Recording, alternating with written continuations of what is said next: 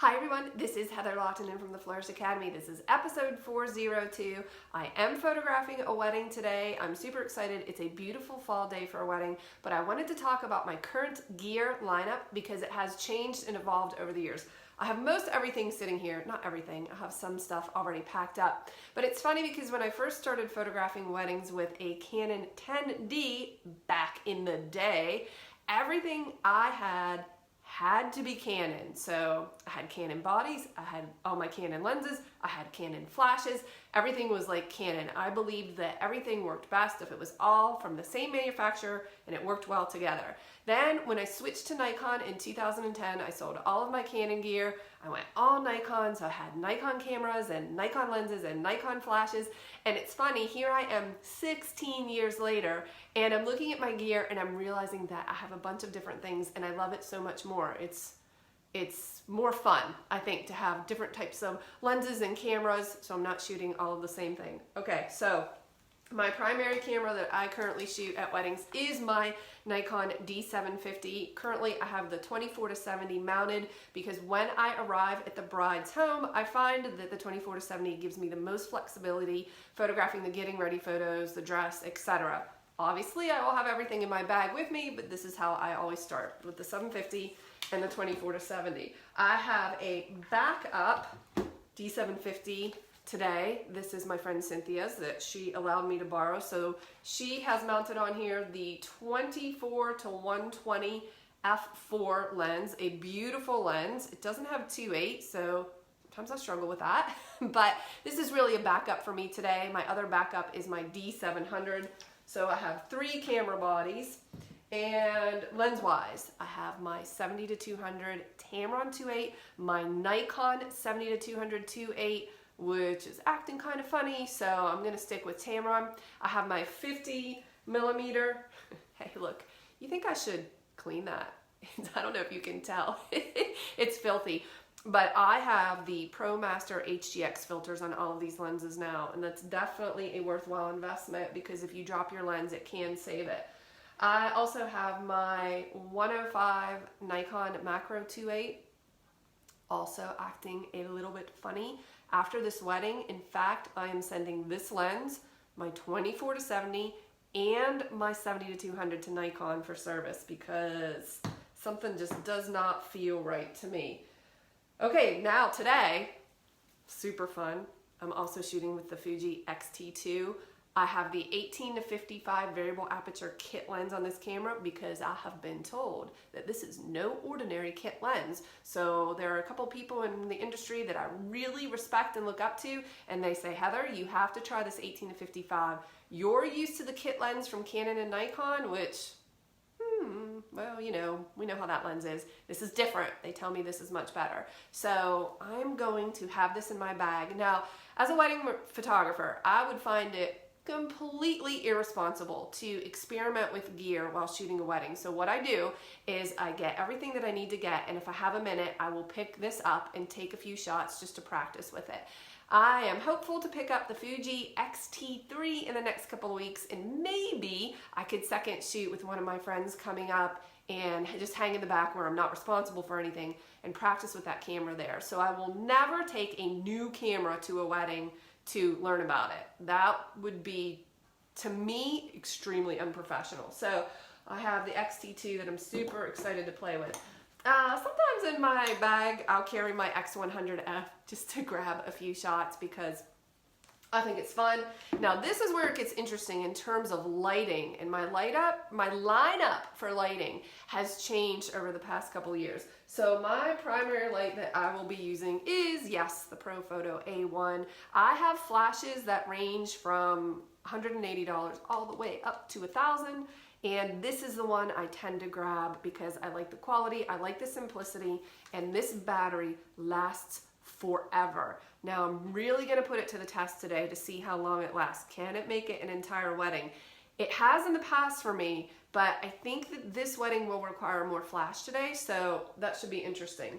But no worries if it doesn't last. I have 2 Nikon SB900 speed lights. This one I have just this diffuser, but on my other one I have the mag mod. So the Mag Mod with this diffuser that I really like. So I have that also in my bag. And, oh, not here. I was looking. Oh, yes, I do have this too. Godox. I have the Godox, the V860. This is comparable to my SB900s that I have. I have this in my bag to experiment and play with. I'm skeptical. It works. Yes, it works. Of course it works. And a lot of people love it. I am skeptical and nervous to try it out during a reception. I will put it on my camera when it does not matter. Maybe during some of the dancing, once I've captured the shots that I want, maybe I'll put this on and experiment with it. Or I'm shooting with another photographer today. Maybe she can experiment with that. What I don't have here are my triggers. So I have the Air TTL for the, where did it go? For the A1. I have that, but I don't have two A1s. Now in a perfect world, I'd have two of these. I'd have one on camera and one off camera, but I do not. So I do have the trigger for this, which means I can take it off camera. I have my Pocket Wizard triggers, two types. I have the Mini and the Flex TT5. So that would work with my Nikon system, either in manual or in TTL. So I have those. I also have my old school backup Pocket Wizards radio triggers that are just workhorses. They have never failed for me. So I always have those in my bag. Lest something get kind of crazy, I can always pull those out. Oh, I also want to talk to you about card management. So I have dual slots in these D750s, which is amazing because again, back in the day, we didn't have that. We had one slot and most of the time it was not an issue, but it is nice to have two. So I back up. But how many cards do I go through? Thank you. Good question. I have two 64s in there right now. I'll probably go through another set of 64s. Maybe not entirely, but the way I manage my cards is I have cards in here. They always go on the left side of my belt, and then this is empty. This goes on the right side of my belt. When I fill a set of cards, those cards go into this on the right, and then the ones from the left go into the camera. They get formatted for the camera, and then I continue to shoot. This is very important. I am this detail oriented because I do not want to make a mistake, and I want to be able to run off of muscle memory. So cards that are ready to go in the camera are on my left hip, and the cards that have photos are on my right hip, and they never, ever, ever leave my person. Because if you do that, you're taking a risk that you could leave them somewhere, they could get stolen, they could get lost. I'm just a complete freak about that type of thing. So these cards are always on my body. Actually dictates my outfit because I have to have a pair of black pants that has a belt so I can hook these on because I want them physically on my body, and I touch it all night, like almost like an OCD thing. Making sure cards are there, everything's good, we're backed up. Now, I've never had an incident with cards, so I'm not sure why I'm such a freak, except that it's a wedding and you don't want to mess it up. Okay, I also want to talk about confidence. Do you ever get nervous going to a wedding or shoot? I mean, I know I have and I do. I'm always nervous, but I was talking with my friend Taryn last week. She had a big shoot. She said, Heather, I'm really nervous and I normally don't get this way. And I said, oh, what are you feeling? Like, is it, shallow breathing, your heart rate is up, your pulse feels fast. Is that what we're talking about? And she said, yes. And I said, well, how do you feel when you're excited? Oh, it's the same thing. Increased heart rate, shallow breathing. So is it possible that you are mistaking nervousness for excitedness? You're actually just really excited. Of course, you're conscientious. You want to do a good job. So do I. I want to knock it out of the park.